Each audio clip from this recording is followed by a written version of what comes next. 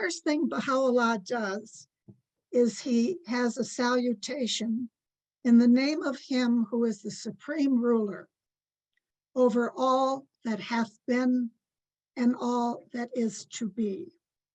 So this in itself is a statement that God, the supreme creator, is telling us what he wants us to do as his being the ruler of everything. Well, you know, each page of the Aqdas can really be studied on its own. I see our job being to understand the basic laws that we have for today and the laws to be yet assigned to be obedient.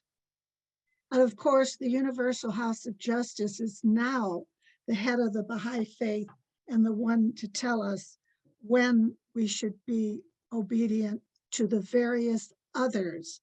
And I'm sure, like the ones we are obedient to now, they will be progressively given to us. The second thing we have to do is learn what it says about the explanatory history associated. You'll notice that the Aqdas is not as large as the notes.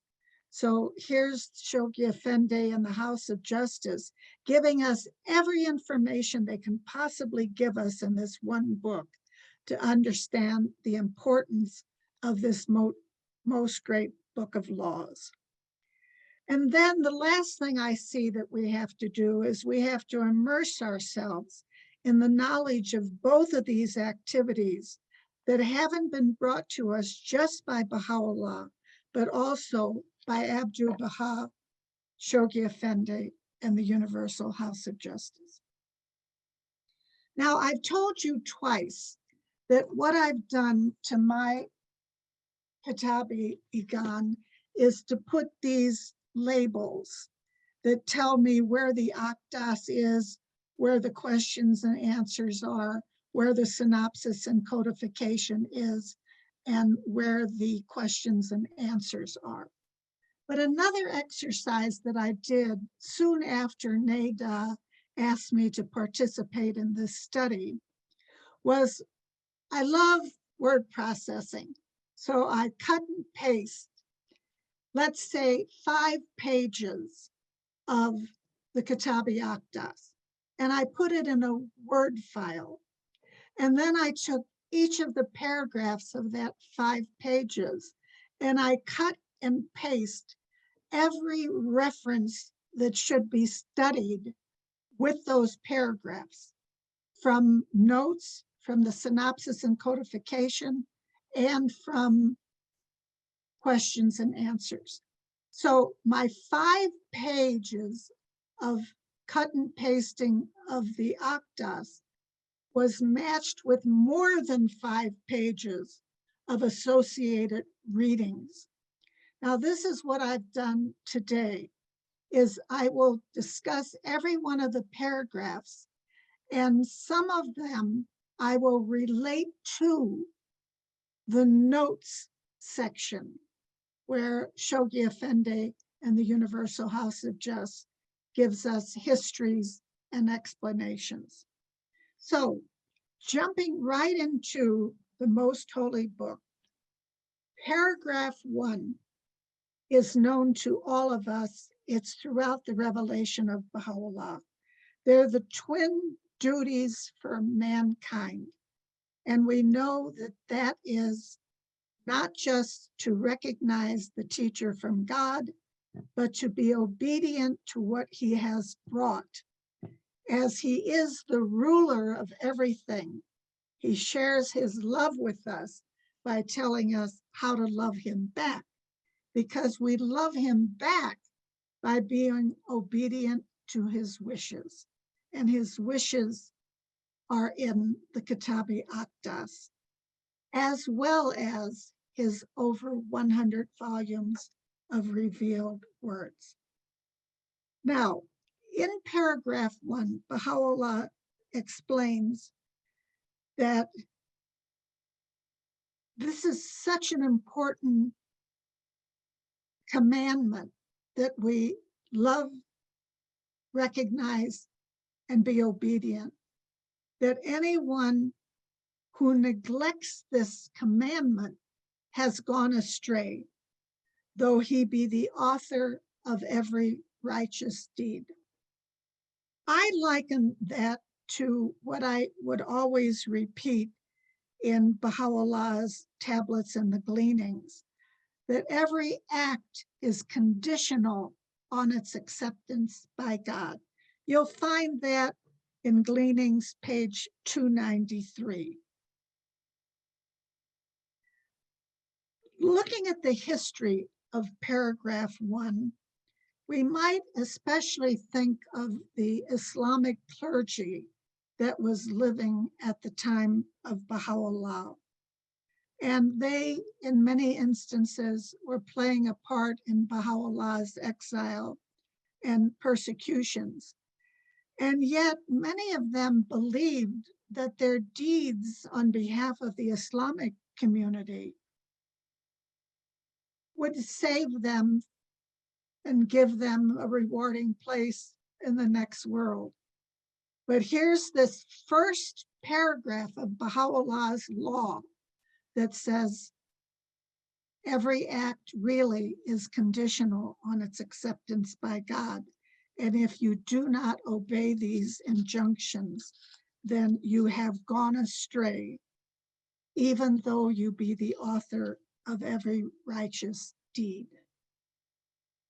There's a lot more we can say, but it turns into a lecture, so I'll go into paragraph 2. This paragraph tells us that the Aqdas laws are the highest means for order and security in the world. Well, that's kind of obvious, isn't it?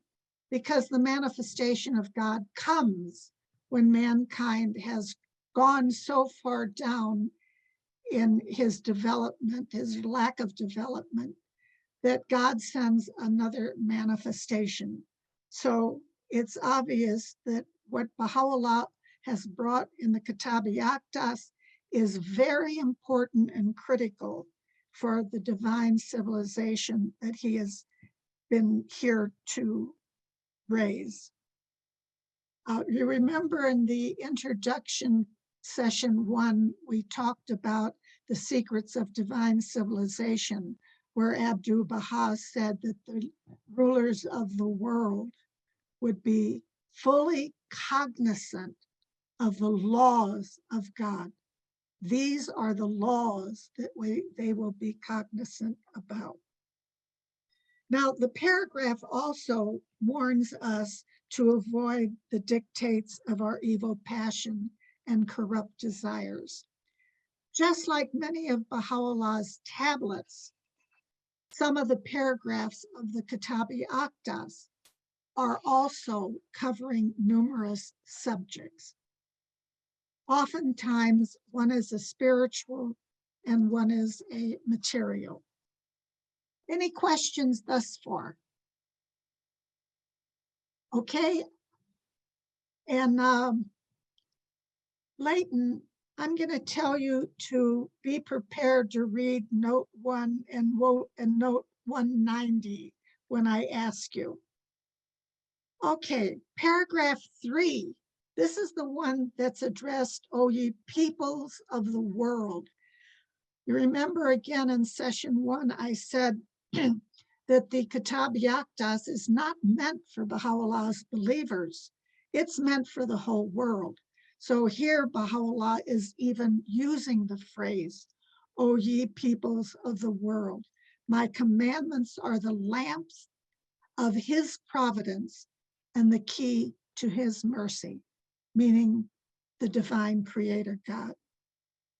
So many people believe that religious laws are rather negative, you know, kind of like thou shalt not, thou shalt not, thou shalt not, or that the religious laws limit what we can do or what we would like to do.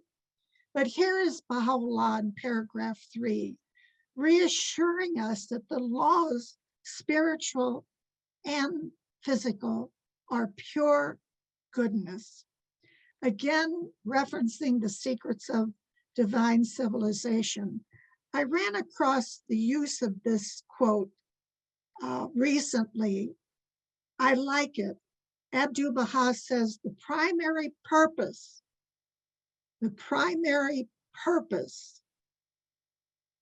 in revealing the divine law is to bring happiness in the afterlife and civilization and refinement of character in this life. Paragraph 4 enjoins us to obey the laws of God. Why? He says, for the love of my beauty. I'm going to have Leighton read note 1 while I go get a cough drop. Note 1, the sweet-smelling savor of my garment. This is an allusion to the story of Joseph in the Quran and the Old Testament, in which Joseph's garment, brought by his brothers to Jacob, their father, enabled Jacob to identify his beloved, long-lost son.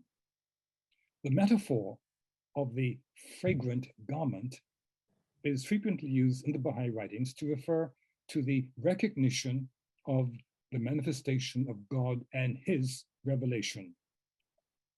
Baha'u'llah, in one of his tablets, describes himself as the divine Joseph, who has been bartered away by the heedless for the most paltry of prices. The Bab, in the Kitab-i-Aqdas, identifies Baha'u'llah as the true Joseph and forecasts the ordeals that he would endure at the hands of his treacherous brother. See note 190.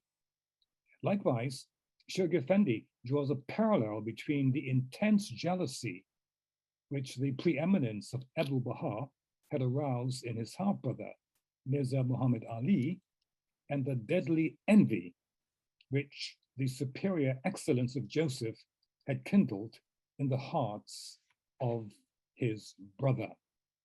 And I'll go to note 190, which says... Oh, let's wait for 190. Yes, okay. Let's talk about note 1, because the symbolism of the story of Joseph, Jacob's son, in the Old Testament relates directly to Mirza Yahya being the evil brother that throws his beloved brother into a pit.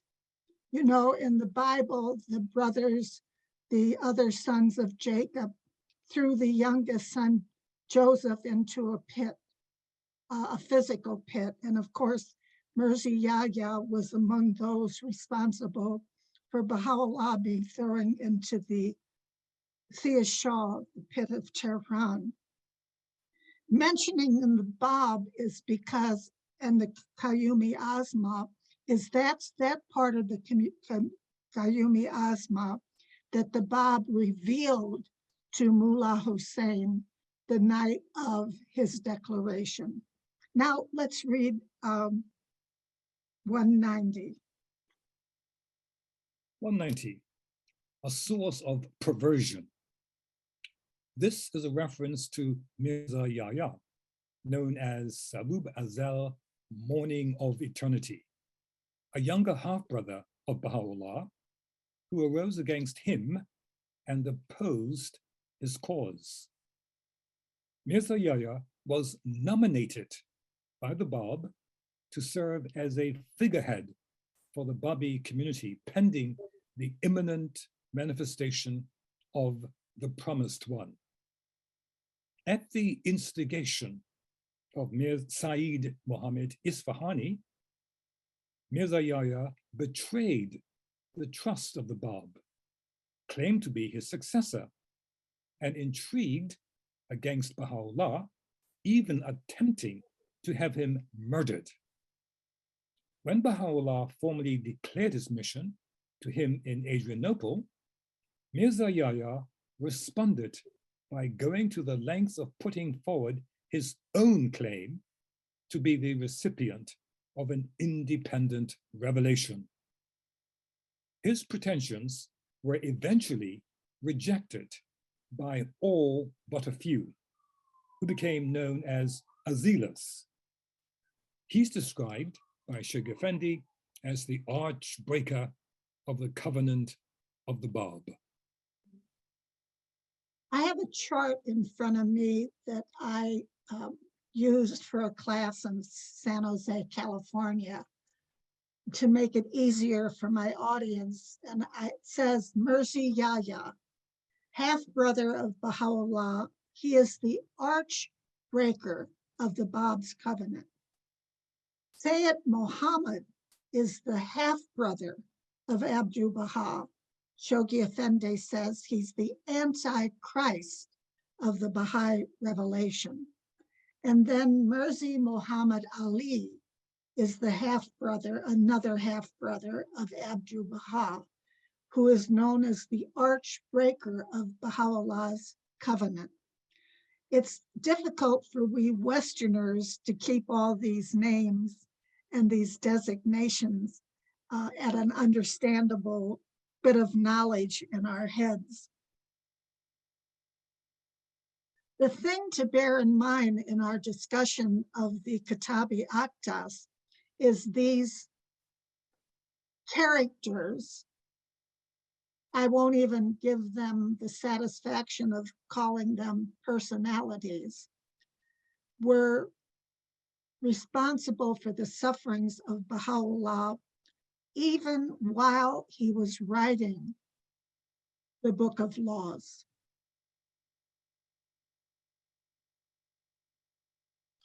The cough drop is helping, thank you. Paragraph 5 is 4 short sentences that give us a familiar quote likening the laws of God as not a mere code of laws, but the choice wine. And wine, Baha'u'llah gives a capital W because he's using it as something precious but symbolic. But in case we don't get it, that he's not glorifying wine physically, but he's using this symbolism, the intoxication of the spiritual ecstasy of the laws of God. Because in the paragraph, he is also negating, forbidding the use of alcohol, leading the mind astray and causing the weakening of the body. You know that the body we have now physically, I'm going to have a little moment of biology, took millions of years to get into the shape it is now. As Abdu'l-Baha explains, the process, evolution of creation is that we didn't always look like this. But our next at least 500,000 years that we know about, we will be growing materially, naturally, but spiritually, it will be our spirit and our intellect. Baha'u'llah says the intellect is the greatest gift of the soul. Therefore, if the intellect is affected by drugs and alcohol, it's obvious in this day that those are serious problems for mankind and they are to be forbidden. Leighton, would you read note 170? Note 170. Yes, here we go. Just read the italicized quotes. Will do. As to opium, it is foul and accursed. God protects us from the punishment he inflicted on the user. According to the explicit text of the Most Holy Book, it is forbidden and its use is utterly condemned. Reason showeth that smoking opium is a kind of insanity, and experience attested that the user is completely cut off from the human kingdom. May God protect all against the perpetration of an act so hideous as this, an act which layeth in ruins the very foundation of what it is to be human, and which causeth the user to be dispossessed for ever and ever. For opium fasteneth on the soul so that the user's conscience dieth. His mind is blotted away. His perceptions are eroded. It turneth the living into the dead. It quencheth the natural heat. No greater harm can be conceived than that which opium inflicteth. Fortunate are they who never even speak the name of it, then think how wretched is the user. O ye lovers of God, in this, the cycle of Almighty God, violence and force, constraint and oppression are one and all condemned. It is, however, mandatory that the use of opium be prevented by any means whatsoever, that perchance the human race may be delivered from this most powerful of plagues. And otherwise, woe and misery to the whoso falleth short of his duty to his Lord. I like this next little one, Leighton, that's in the next paragraph, the little paragraph. Regarding hashish, that one? No, just above that. Oh, just above that. Oh, I'm sorry. At the Yeah, bottom. it's just Okay. above it. Okay. In one of his tablets, Abdul-Baha has stated concerning opium, the user, the buyer, and the seller are all deprived of the bounty and grace of God. The user, the buyer, and the seller. Now you can read the next paragraph. In yet another tablet, Abdul-Baha has written, regarding hashish, you have pointed out that some Persians have become habituated to its use.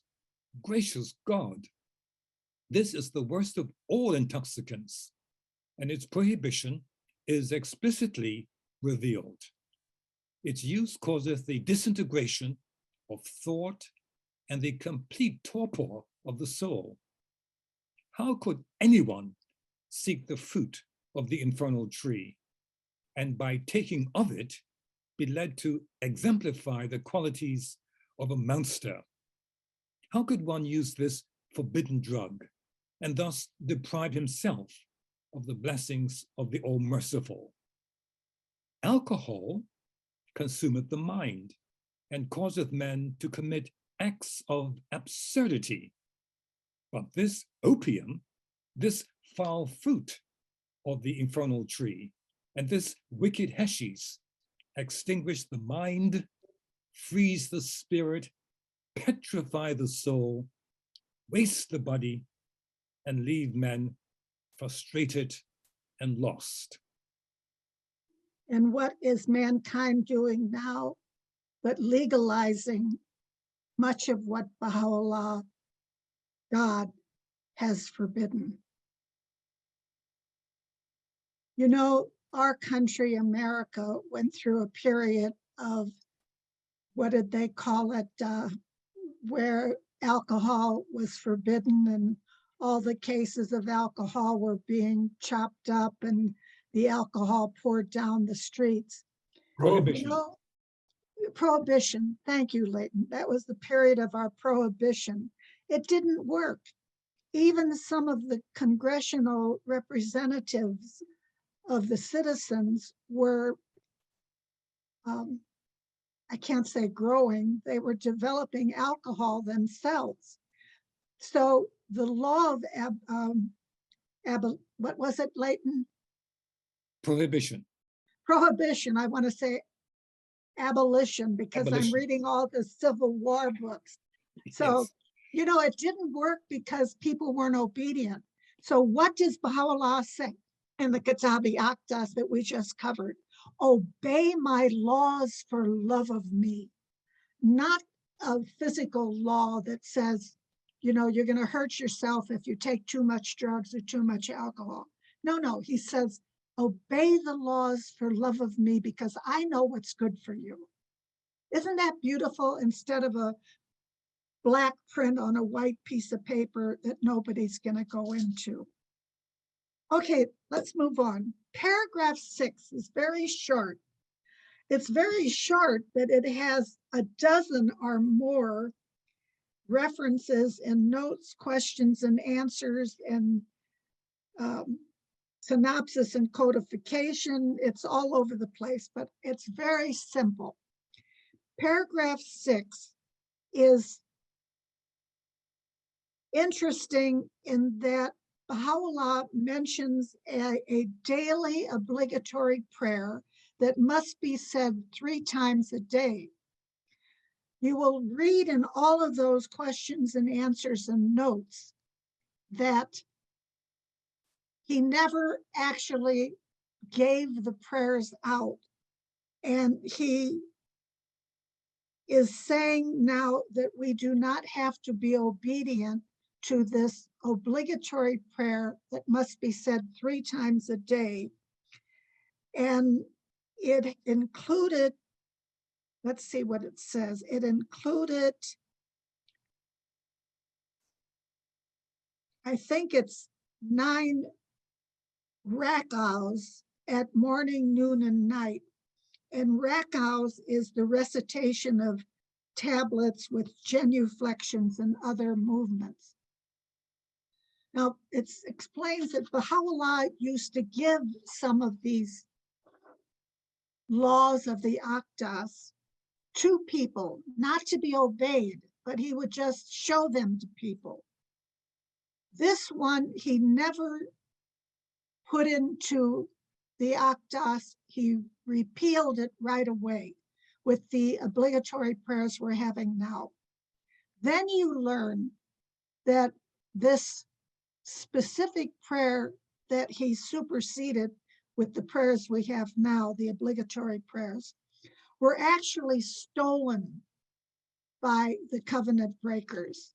And you will read that when you read the history of when Baha'u'llah passed away and Abdu'l-Baha saw, I believe it was Muhammad Ali or Sayyid Muhammad, one of the two, actually stole the papers of Baha'u'llah while Abdu'l-Baha was grieving for the death of his father. And those papers have never surfaced. So the covenant breakers stole them and they're lost in some attic, perhaps.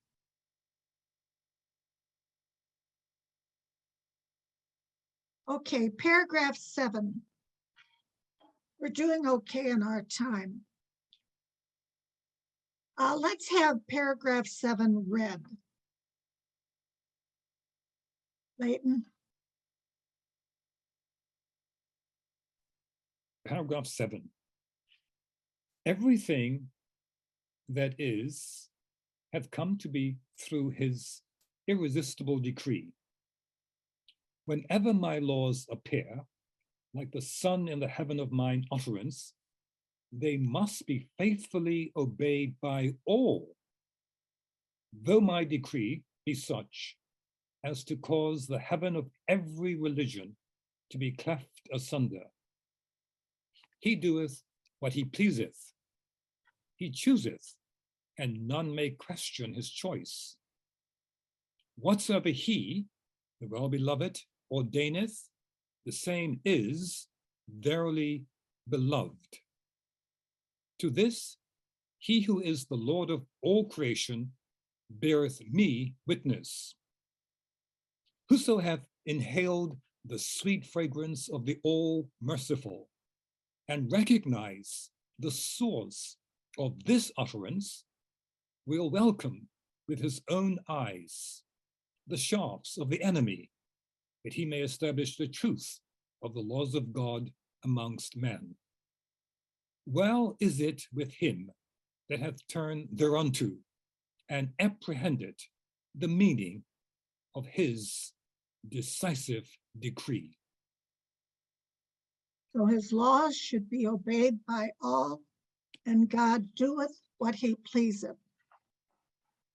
I recommend you read another similar teaching that Baha'u'llah has in the Gleanings. It's on pages 86 and 87. As I've mentioned, many of the tablets Baha'u'llah use more than one subject. This particular tablet only had one subject, and that was, God shall not be asked of his doings. If he says black is white, then that makes it the truth. To none is given the right to question his authority. Whoso will hesitate, though it be for less than a moment, would be regarded as a transgressor, emphasizing the importance of the obedience of obeying Baha'i laws. Paragraph 8. Baha'u'llah talks about the obligatory prayer being revealed in other tablets. Note 9 relates how Baha'u'llah never released that superseded obligatory prayer that we just talked about, that it was stolen. Here I have it. Was stolen by Muhammad Ali, the archbreaker of his covenant, after Abdu'l-Baha's passing. Now, what I've done for this to save time is I've summed up the injunctions of the obligatory prayer for the dead. Baha'u'llah emphasizes the obligatory prayer for the dead. You all know this if you've ever been to a Baha'i funeral. It is recited by one believer while all stand in silence. It is the only obligatory prayer recited in congregation. It is required for adult believers, as well as the burial ring. There is no requirement to face the Qibla, which is the most holy shrines, and the recitation of the prayer for the dead should precede the interment of the deceased. I'm sure all of you have witnessed this if you've been to a Baha'i funeral. When I was on a teaching trip in Taiwan in 1978, the National Assembly gave me a Baha'i burial ring with the instructions that I was not to use it for a long time. So I've lasted this long in obedience.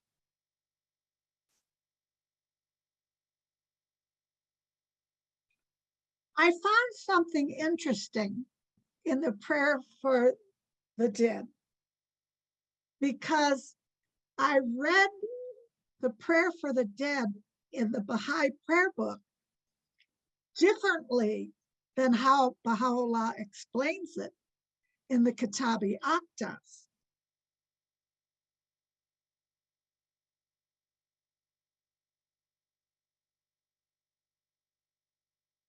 I can find it now. All right. You know how the 6 verses are repeated 19 times? The directions in the book, prayer book, led me to think that you only say Allahu Akbar 6 times, and then the 6 verses 19 times. But if you read the Aqdas, it says you say Allahu Akbar 6 times before each of the 6 verses. I have a feeling I've been doing it wrong for 40 years. Let's move on to paragraph 9. It's also about obligatory prayers and fasting, that Baha'u'llah abrogates the belief that the hair, furs of animals, and bones while praying will invalidate your prayers.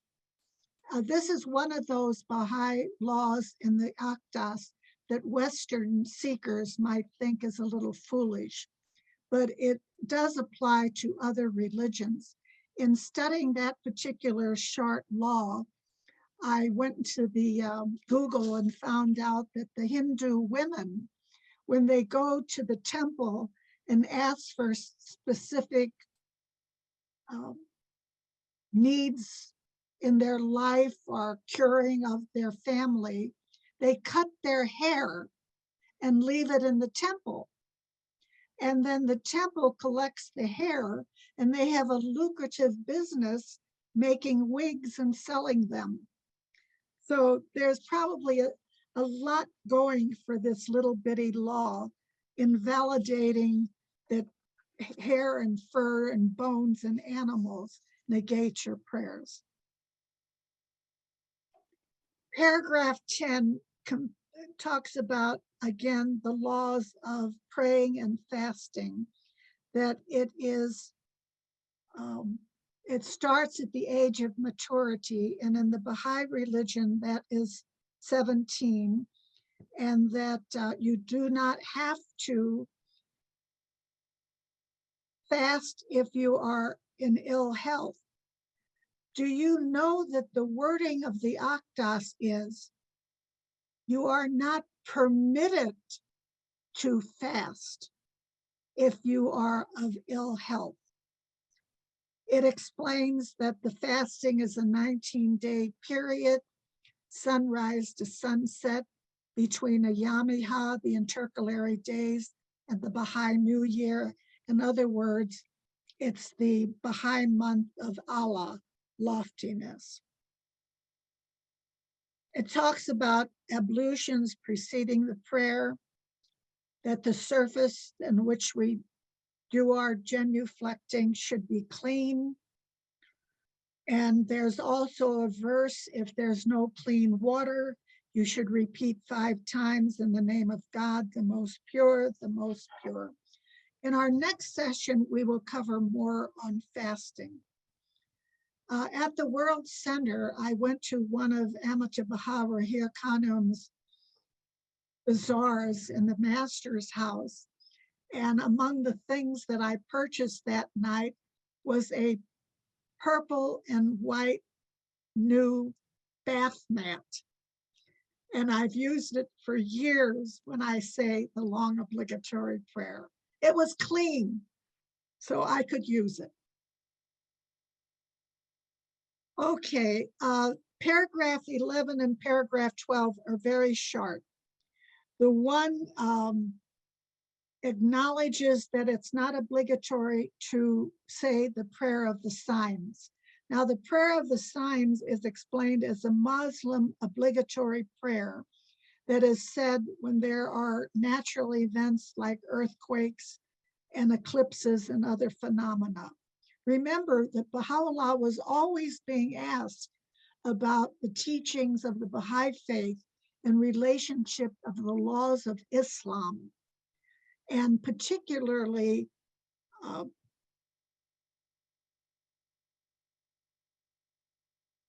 to those that were practiced all around him. Remember, the followers of Baha'u'llah, more often than not, almost all of them came out of the Islamic religion. And so they were forever asking Baha'u'llah to explain the difference between the laws of Muhammad and his own new laws. Are there any questions from the first 12? Because we've got these others and I'm going to have to go through them. Well, they're only, yeah, I better start. Catherine, do you have a question?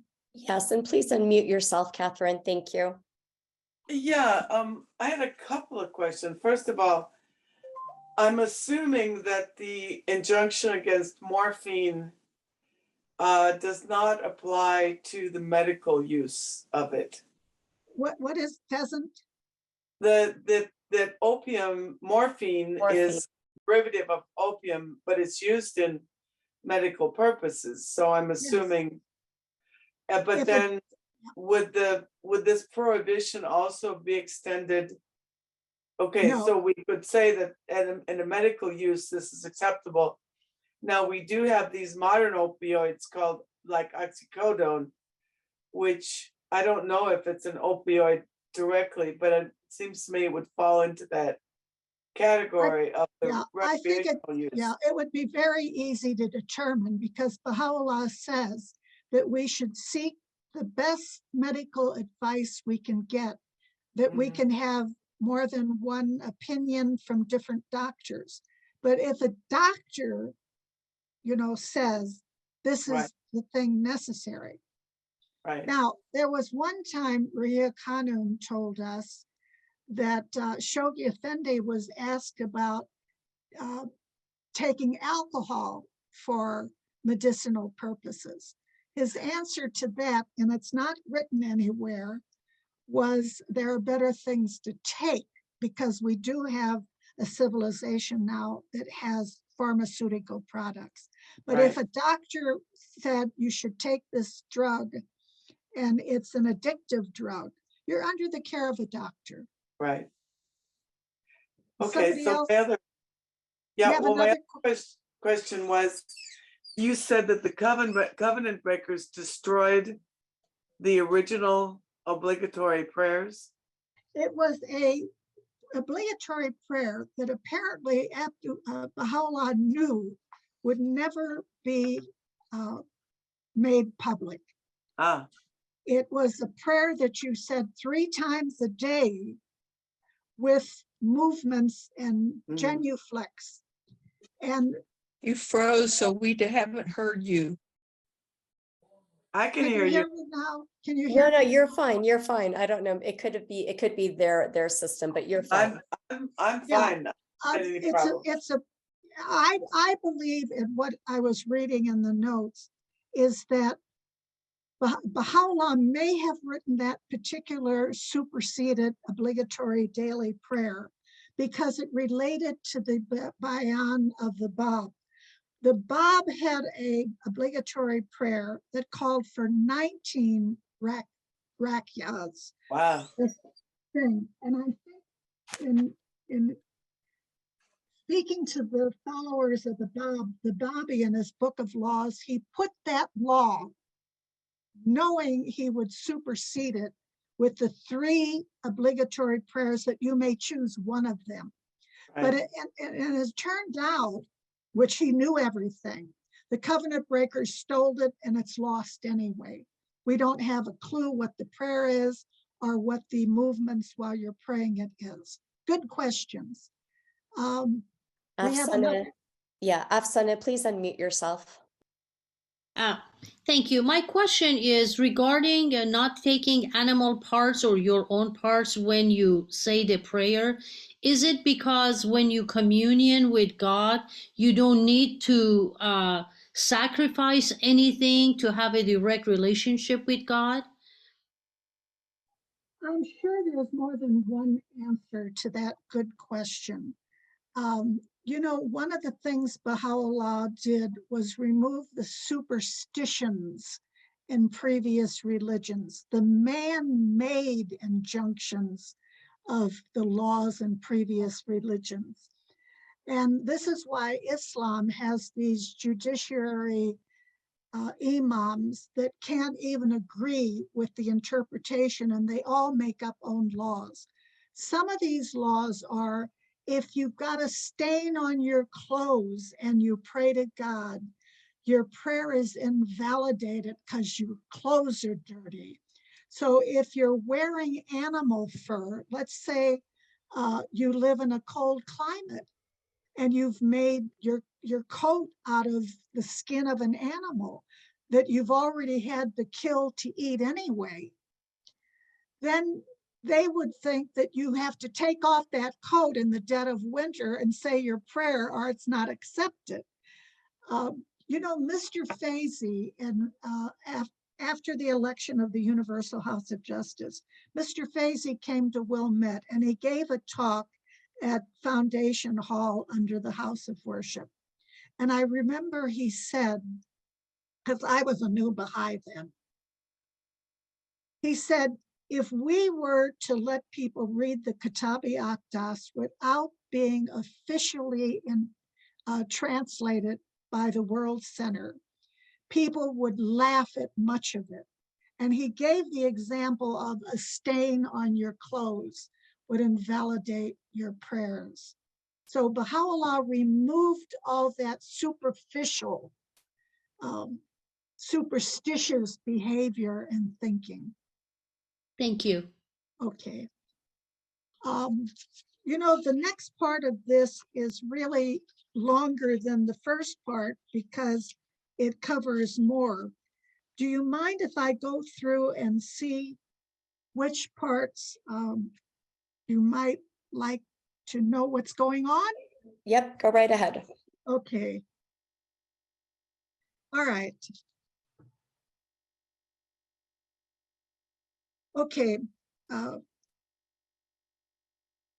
Paragraph 133 commands pilgrimage to the house of the Baha'u'llah in Baghdad and the house of the Bab in Shiraz.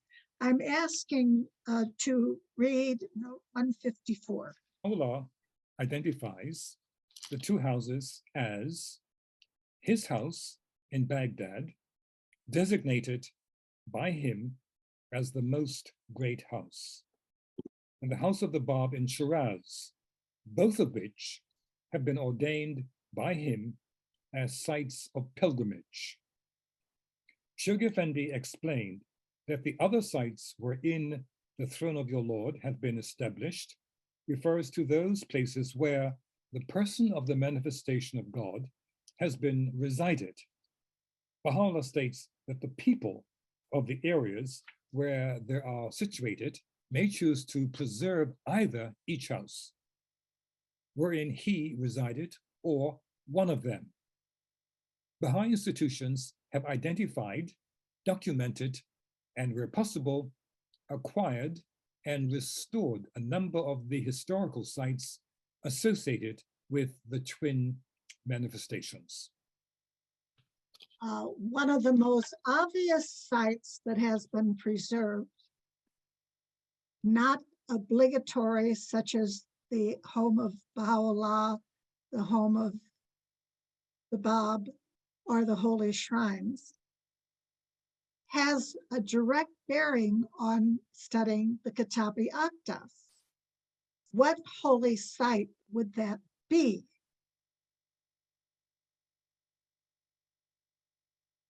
The house of Abud, which is in the Holy Land. When you're a pilgrim, you visit it. It was in that building that Baha'u'llah revealed the Kitab-i-Aqdas. Now, the reason I wanted to discuss this particular one is it's not just the twin manifestations of God. You'll notice that the House of Justice is acquiring buildings associated with Abdu'l-Baha. Look at what they're building in the Holy Land, that beautiful shrine of Abdu'l-Baha. But in the rest of the world, we're buying property. I know in two in particular. One is the hotel where Abdu'l-Baha stayed in Paris. The World Center has bought 2 floors. One floor is where Abdu'l-Baha stayed, and the other floor will be for whatever the house says. They've got staff living there, overseeing the property. The other is the house of the Revell family in Philadelphia, where Abdu'l-Baha spoke in 1912. So those are interesting when you want to know what are the other sites within the throne of your Lord that has been established. We may be acquiring other properties associated with the central figures of the faith. Okay, don't let physical world hinder your obedience to the laws, paragraph 134. 35, 36, and 37 are all references to the Bab. In this respect, we learn that the italic word, the book, means the revelation of Baha'u'llah, and the living book means the manifestation of God himself. And I would recommend, because Baha'u'llah, I hope I'm recommending it.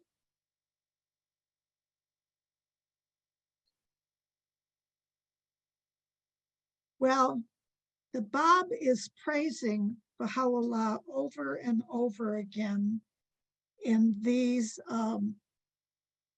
paragraphs, giving tribute, and Baha'u'llah giving tribute to the Bab himself. But if you go into the selections from the writings of the Bab, you will find a paragraph that I really, really like. It's on page 157 to page 158, in which the Bab is saying Baha'u'llah is more glorious than anyone else. He's the divine concealer over everybody else. It's a beautiful paragraph of the Bab's praising Baha'u'llah over all other manifestations from God. I skipped a whole page, friends. All right, paragraph 138. I have down that there are 4 important parts of this paragraph. 1, holding fast to the revelation of Baha'u'llah. 2, that this has been the admonition of God in every age and every holy book. 3, that he, Baha'u'llah, is the sign of God for this new day. Whoso hath known him hath known God. And 4, that reading just one of Baha'u'llah's verses is better than to pursue the scriptures of both the former and latter generations, not just the holy books of the past, but the holy books of the future. Then there's page 4 of Citadel of Faith. Baha'u'llah's dispensation will constitute the first stage in a series of dispensations to be established by future manifestations, all deriving their inspiration from the author of the Baha'i revelation and destined to last in their aggregate no less than 500 centuries.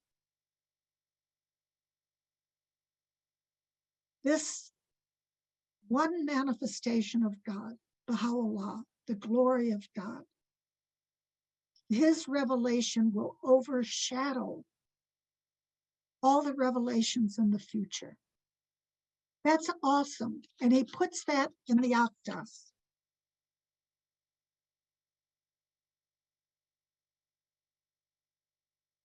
Okay, 139. There's only a few left, friends, and I've got lots of time now.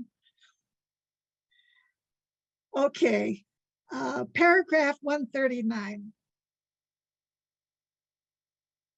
Here, Baha'u'llah is giving a law that the Bab put in the Bayan. And even the Bab didn't put it into effect. The law of the Bab is that it's unlawful for a believer to marry a non-believer. And should he or she do so, the non-believer cannot inherit the property of the departed until the living spouse embraces the cause of the Bab. Now, the Bab, as I said, didn't put this law into effect. And what's interesting is he said, the law, my words, is subject to the coming of the cause of him whom God shall make manifest, meaning Baha'u'llah. So the Bab is giving this law.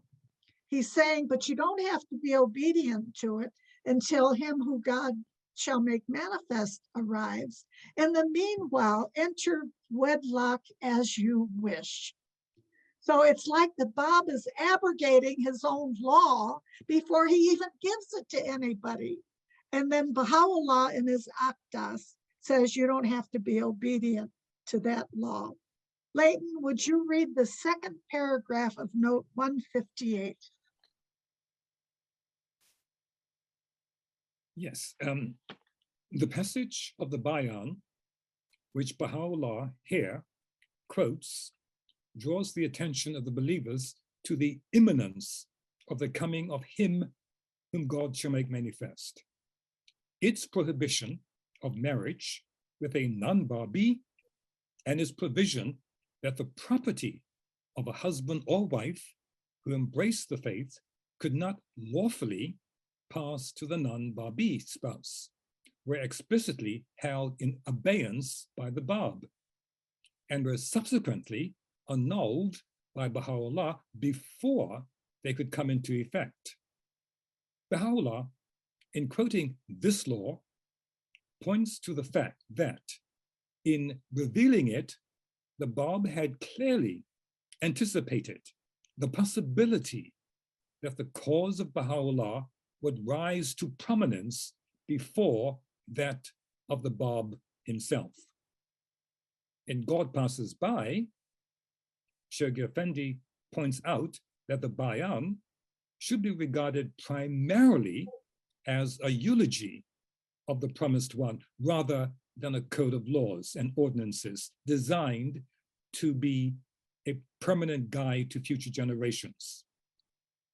Designedly severe in the rules and regulations it imposed, he continues, revolutionizing in the principles it instilled, calculated to awaken from the age-long torpor the clergy and the people, and to administer a sudden and fatal blow to obsolete and corrupt institutions it proclaimed through its drastic provisions. The advent of the anticipated day, the day when the summoner shall summon to a stern business, when he will demolish whatever hath been before him, even as the apostle of God demolished the ways of those that preceded him. The other note, 109, is a similar statement by Shoghi Effendi.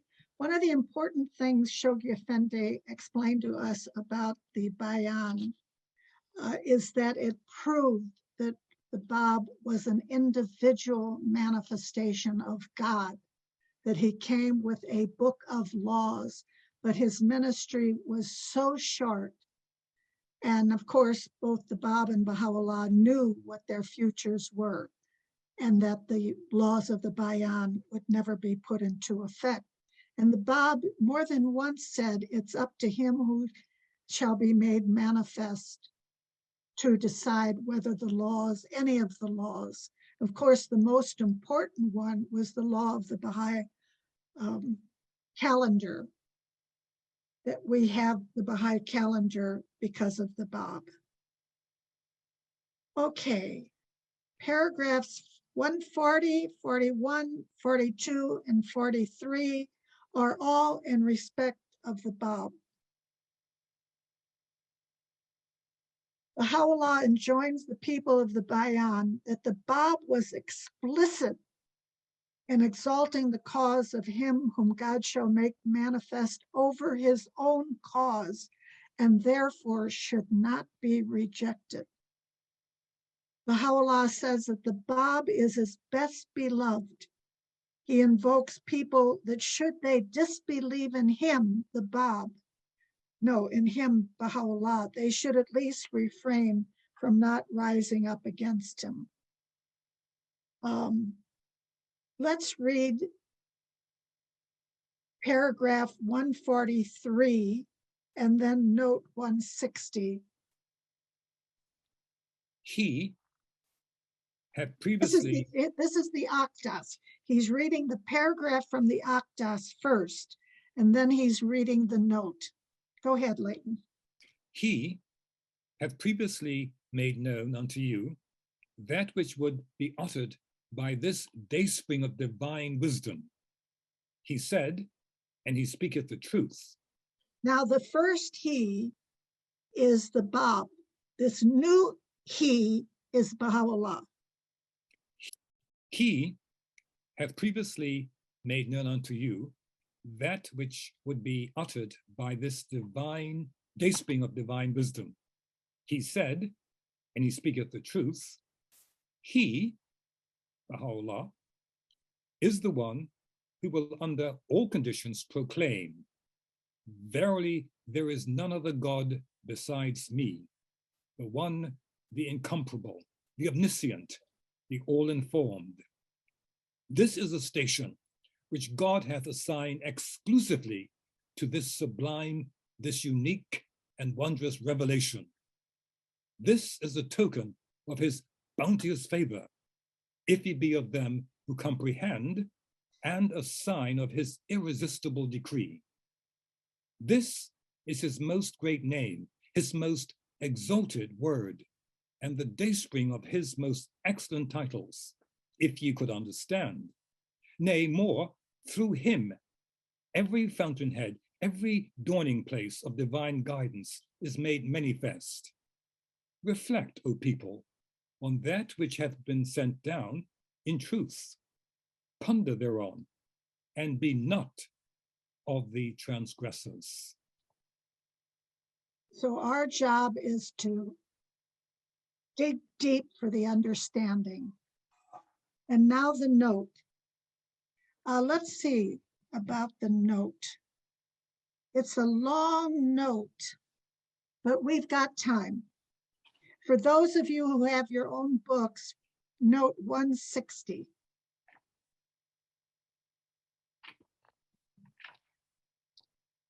Note 160 begins, yes.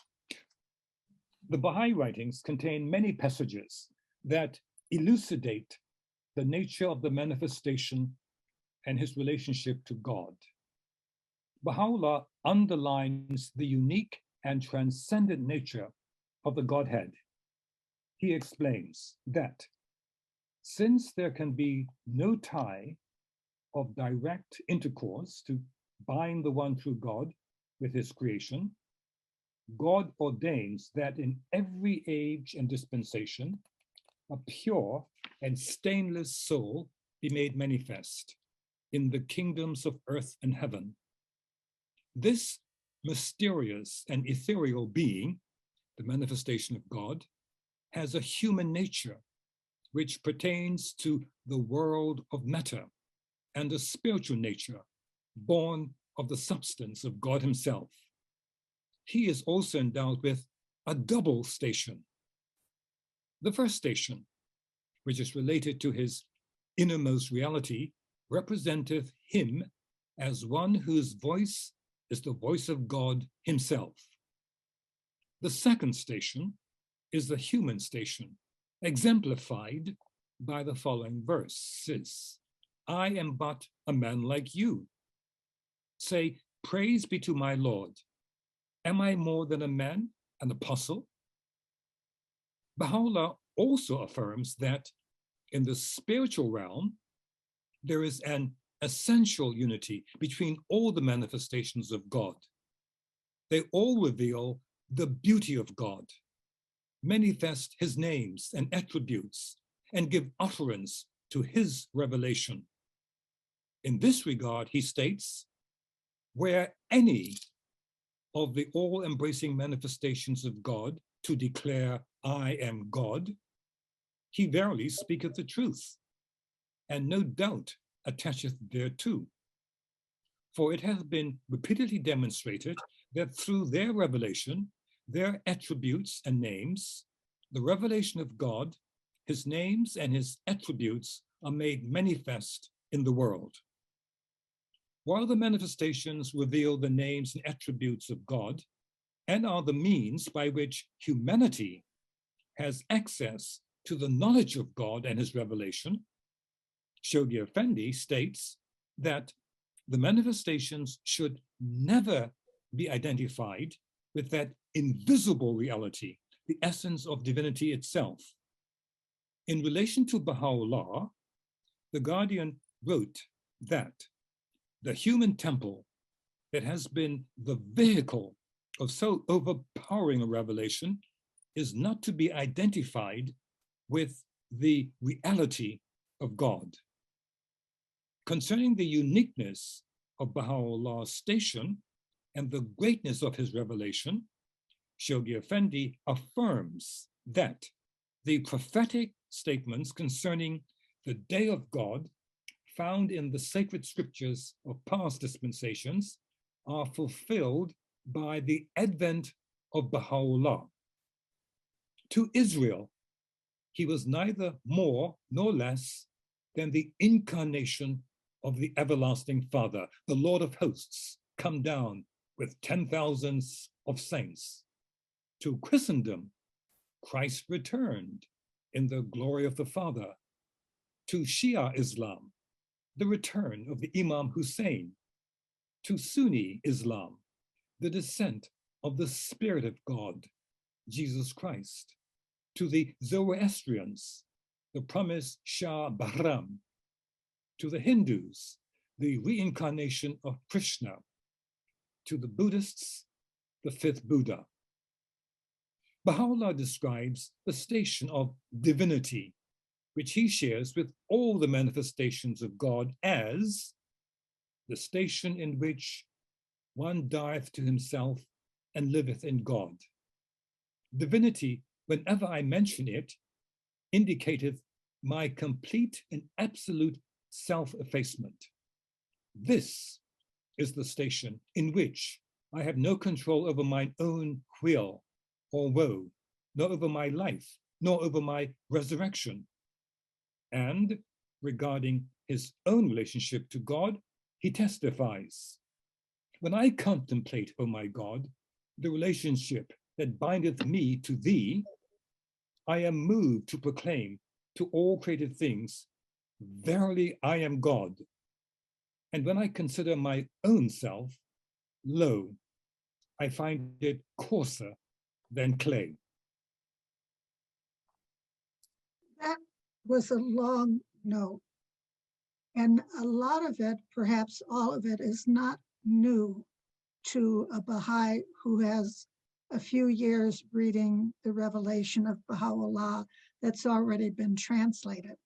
Think about this. We did not get this translation until 1992. And yet all of these gems from the Book of Laws we're familiar with, thanks to Shoghi Effendi.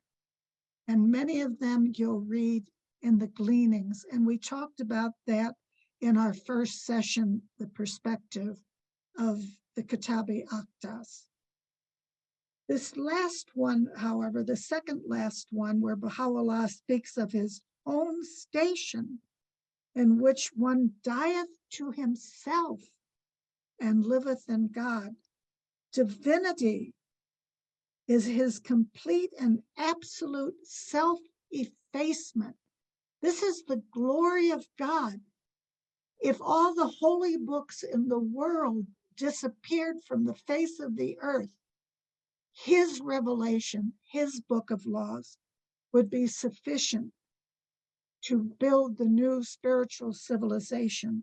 And yet he had absolute self-effacement. Thank you for reading that long quote.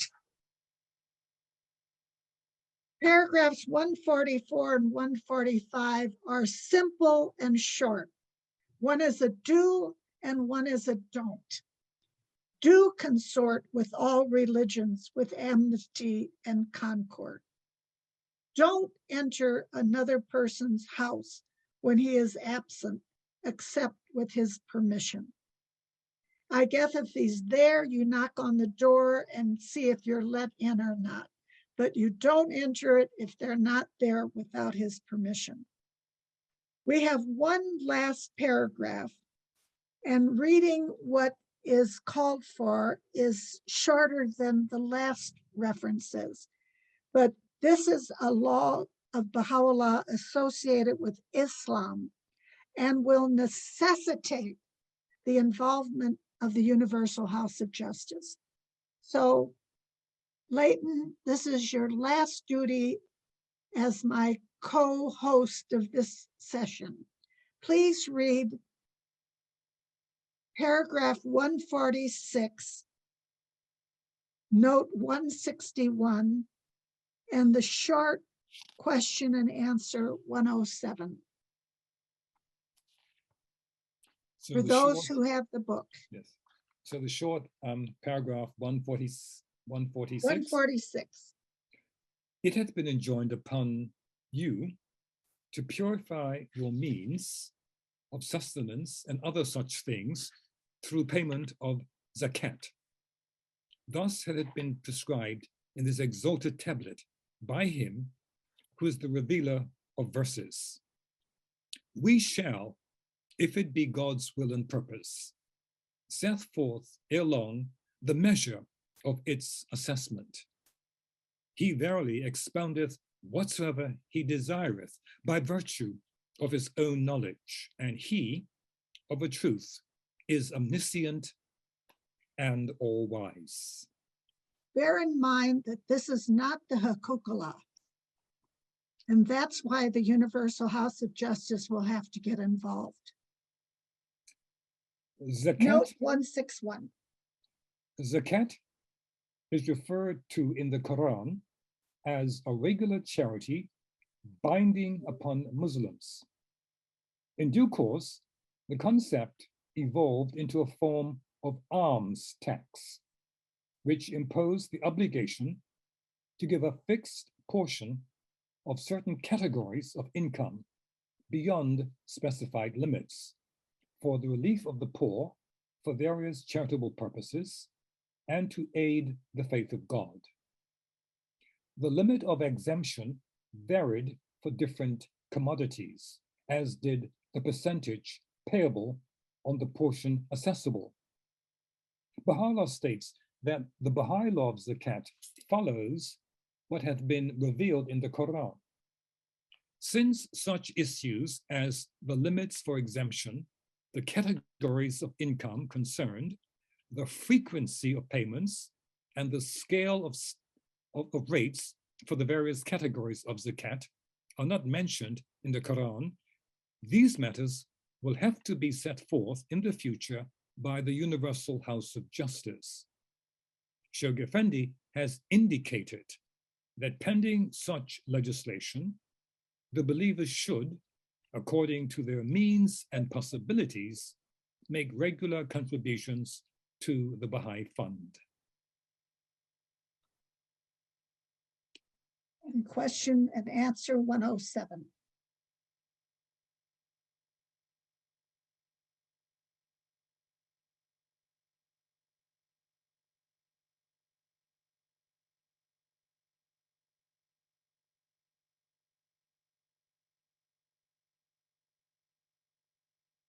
Just unmute yourself, please, Leighton.